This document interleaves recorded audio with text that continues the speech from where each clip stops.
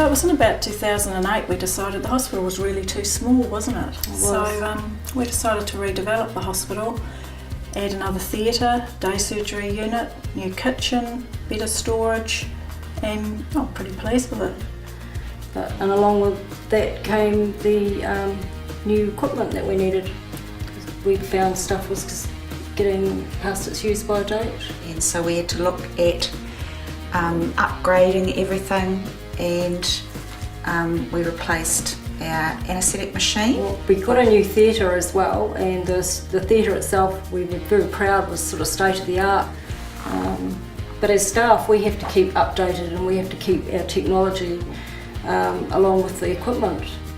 So basically with the development of the day surgery unit, we're a busy wee hospital, and as we say in Bidwell, when we look up to those lights, the sun always shines at Bidwell.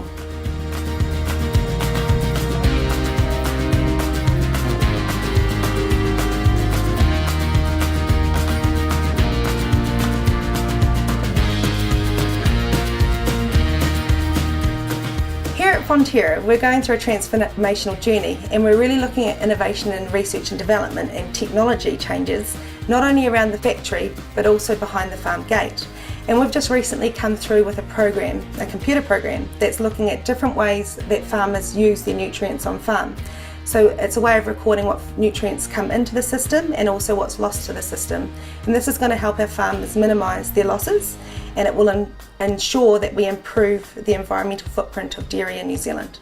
When we started using this technology, we only had about 30% of our farmers voluntarily put their nitrogen information in, and we're really pleased to say today that we're sitting over 90% of our farmers have submitted their Tiaki Sustainable Dairying nitrogen recording pages.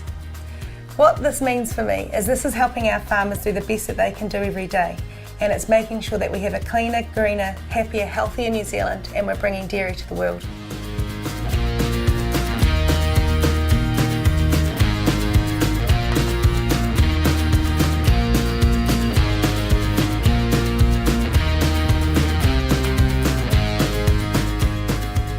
New Zealand Agri-Brokers was set up to fill a gap in the market, to get alongside farmers to pull together a financial strategy for their farming businesses in a language that the bank understands so that they get the best credit outcome possible. But the reality is that the businesses we deal with, and in fact all farming businesses, are often very complex, with lots of different information about their business. Our information technology is very good at bringing together all of that data and then presenting it seamlessly so that it ends up in a format that the bank can easily make a decision on. Our programs automatically interact with common farm data programs like Xero, Figured and Cash Manager to pull out financial information and reshape it to meet bank requirements. And importantly, striking the right narrative about how their business performs. Additionally, we're building new ways of credit scoring farmers to allow the farmers themselves to improve in certain areas for better access to debt capital. And we're getting really good industry buy-in on the back of this, with agribanks particularly enjoying the outcomes. They get a report or submission from their customer, which the customer has complete accountability for, and in a language that both sides understand.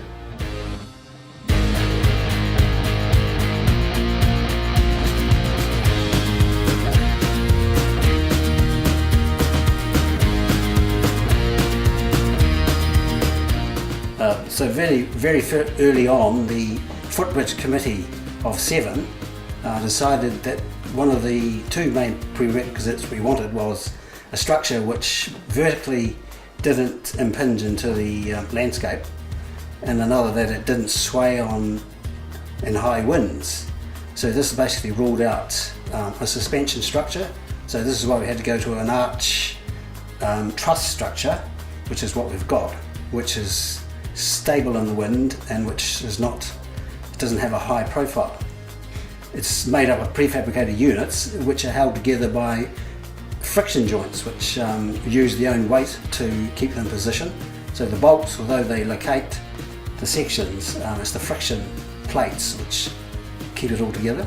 We wanted something to make them more appealing, so also something that would fit in with the church. In the South Island there's no other footbridge of the same central span distance that we've got in this case, because most of the footbridges in the South Island would be suspension structures, and some of those would have bigger spans, but they wouldn't be trussed arch like we have.